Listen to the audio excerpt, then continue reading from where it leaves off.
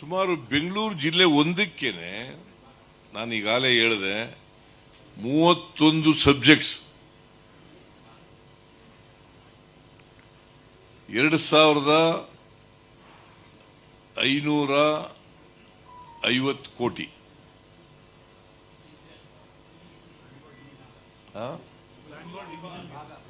Bengaluru division ನಲ್ಲಿ 31 ಸಬ್ಜೆಕ್ಟ್ಗಳು ಇವತ್ತು ಚರ್ಚೆಯಾಗಿ ತೀರ್ಮಾನ ಮಾಡಿದ್ದೀವಿ.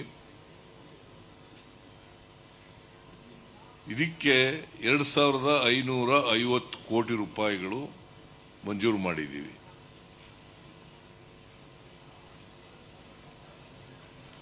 ಆಮೇಲೆ ಬಹಳ ಮುಖ್ಯವಾಗಿ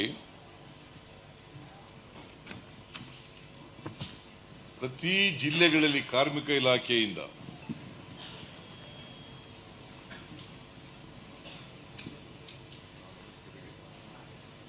ಕಾರ್ಮಿಕರ ಮಕ್ಕಳಿಗೆ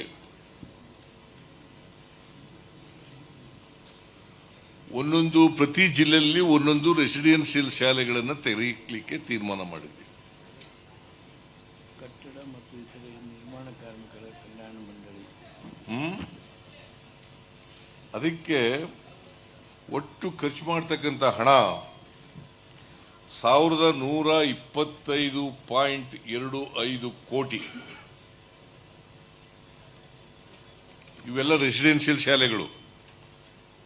ಕಾರ್ಮಿಕರ ಮಕ್ಕಳಿಗೆ ಎಲ್ಲಿ ಕಾರ್ಮಿಕರು ಜಾಸ್ತಿ ಇದ್ದಾರೆ ಅಲ್ಲಿ ಕಟ್ಟಿ ಅಂತ ಹೇಳಿದ್ದೀನಿ. ಜಿಲ್ಲಾ ಕೇಂದ್ರದಲ್ಲೇ ಕಟ್ಟಬೇಕು ಅಂತೇನಿಲ್ಲ. ಎಲ್ಲಿ ಕಾರ್ಮಿಕರು ಜಾಸ್ತಿ ಇದ್ದಾರೆ ಆ ತಾಲೂಕಿನಲ್ಲಿ ರೆಸಿಡೆನ್ಸಿಯಲ್ ಶಾಲೆಯನ್ನು ಕಟ್ಟಬೇಕು. ಇದು 31 ಜಿಲ್ಲೆಗಳಿದ್ದಾವೆ ನಮ್ಮ ರಾಜ್ಯದಲ್ಲಿ. 31 ಜಿಲ್ಲೆಗಳಲ್ಲೂ ಕೂಡ 31 ರೆಸಿಡೆನ್ಸ್ ಶಾಲೆಗಳನ್ನು ತೆಗಿಲಿಕ್ಕೆ 1125.25 ಕೋಟಿನ ಇವತ್ತು ಮಂಜೂರು ಮಾಡಿದ್ದೀವಿ.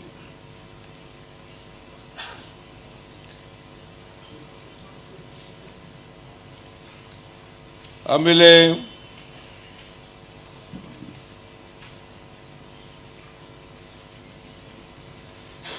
ಶಿಕ್ಷಣಕ್ಕೆ, ಆರೋಗ್ಯಕ್ಕೆ, ಕುಡಿಯ ನೀರಿಗೆ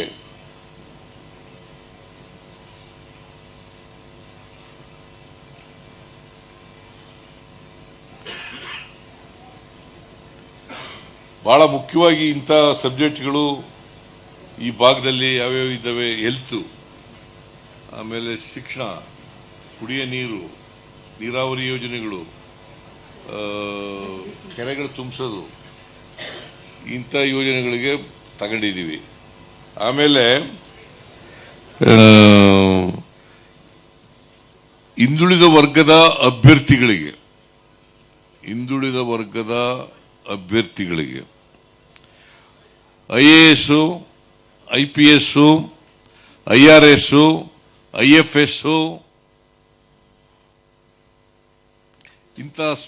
ಇನ್ನ ಇತರೆ ಸ್ಪರ್ಧಾತ್ಮಕ ಪರೀಕ್ಷೆಗಳಿಗೆ ವಸತಿ ಸಹಿತವಾಗಿ ಇವರಿಗೆ ತರಬೇತಿ ನೀಡಲಿಕ್ಕೆ ಬೆಂಗಳೂರಿನಲ್ಲಿ 2 ವಸತಿ ಶಾಲೆಗಳನ್ನು ನಿರ್ಮಾಣ ಮಾಡಲಿಕ್ಕೆ ತೀರ್ಮಾನ ಮಾಡಿದ್ದೀವಿ. ಇದಕ್ಕೆ ಸುಮಾರು 10 ಕೋಟಿ ರೂಪಾಯಿಗಳನ್ನು ಇಟ್ಟಿದ್ದೇವೆ.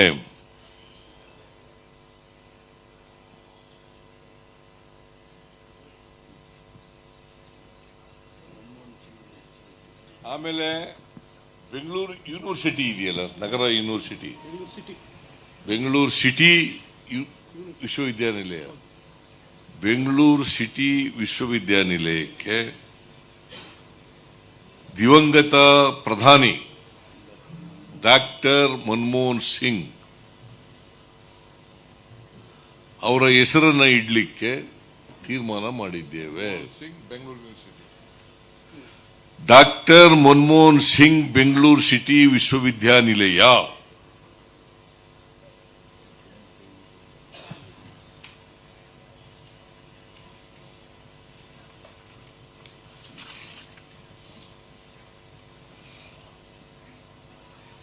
ಆಮೇಲೆ ಈ ಹೊಸ ತಾಲೂಕುಗಳು ನಮ್ಮ ಕಾಲದಲ್ಲಿ ಘೋಷಣೆ ಮಾಡಿದ್ದು. ಹೊಸ ತಾಲೂಕುಗಳಲ್ಲಿ ಎಲ್ಲೆಲ್ಲಿ PHC ಇಲ್ಲ,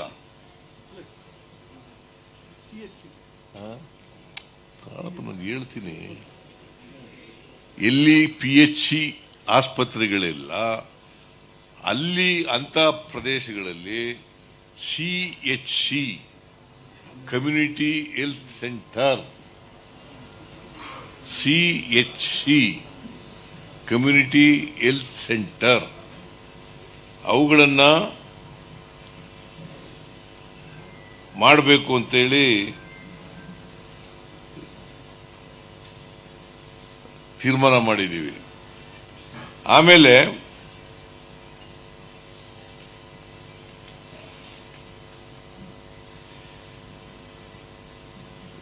ಈ ಪ್ರಾಥಮಿಕ ಆರೋಗ್ಯ ಕೇಂದ್ರಗಳ 46 ಕೋಟಿ ರೂಪಾಯಿದಲ್ಲಿ ಆಯಿತು.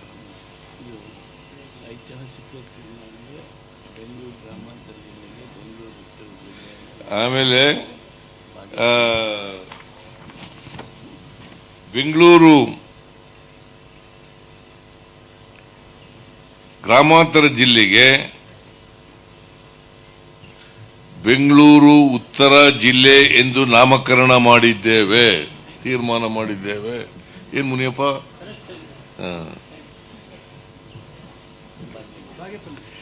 ಆಮೇಲೆ ಬಾಗೇಪಲ್ಲಿ ಪಟ್ಟಣದ ಹೆಸರನ್ನ ಭಾಗ್ಯನಗರ, ಯಾಕಂದ್ರೆ ಪಲ್ಲಿ ಅನ್ನೋದು ಇದೆಯಲ್ಲ ತೆಲುಗು ಭಾಷೆ, ಅದು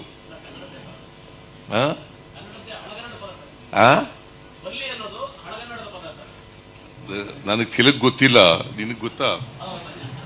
ಗೊತ್ತಿದ್ರೆ ಸರಿ. ಹಾಗಾದ್ರೆ ಅದಕ್ಕೆ ಪಲ್ಲಿ ಅನ್ನೋದು ಬೇಡಪ್ಪ. ನಮ್ ಕಡೆ ಎಲ್ಲ ಹಲ್ಲಿ ಅನ್ನೋದಕ್ಕೆ ಪಲ್ಲಿ ಅಂತ ಕರಿತೀವಿ. ಇದಕ್ಕೆ ಬಾಗೇಪಲ್ಲಿ ಅನ್ನೋದು ಬಹಳ ಮೊದಲಿನಿಂದ ಇರೋ ಹೆಸರು, ಅದು ಬೇಡ ಅಂತೇಳಿ MLA ಕೂಡ ಒತ್ತಾಯ ಮಾಡಿದ್ರು. ಭಾಗ್ಯನಗರ ಅಂತ ಮಾಡಿ ಅಂತ ಹೇಳಿದ್ರು. ಭಾಗ್ಯನಗರ, ಇನ್ಮುಂದೆ ಭಾಗ್ಯನಗರ. ನೀನು ಇವರು ಯಾವಾಗಲೂ ನಿಮ್ಗೆ ಬ್ರೀಫ್ ಮಾಡೋರು ಪ್ರೆಸ್ಗೆ. ಇವತ್ತು HK ಪಾಟೀಲ್ರು ಯಾವಾಗಲೂ ಪ್ರೆಸ್ ಬ್ರೀಫ್ ಮಾಡ್ತಾರೆ. ನಾನು ಇದು ಒಂದು ವಿಶೇಷ ಸಭೆ ಆದ್ರಿಂದ ನಾನೇ ಬಂದಿದ್ದೀನಿ. DK ಶಿವಕುಮಾರ್ ಬಂದಿದ್ದಾರೆ, HK ಪಾಟೀಲ್ ಬಂದಿದ್ದಾರೆ, ಪರಮೇಶ್ವರ್ ಬಂದಿದ್ದಾರೆ, ಮುನಿಯಪ್ಪ ಬಂದಿದ್ದಾರೆ, ಸುಧಾಕರ್ ಬಂದಿದ್ದಾರೆ, ಸುರೇಶ್ ಬಂದಿದ್ದಾರೆ, ನಮ್ಮ ಪ್ರದೀಪ್ MLA. ಪ್ರತಿಧ್ವನಿ ಯೂಟ್ಯೂಬ್ ಚಾನೆಲ್ ಸಬ್ಸ್ಕ್ರೈಬ್ ಮಾಡಿ, ಬೆಲ್ ಐಕಾನ್ ಕ್ಲಿಕ್ ಮಾಡಿ.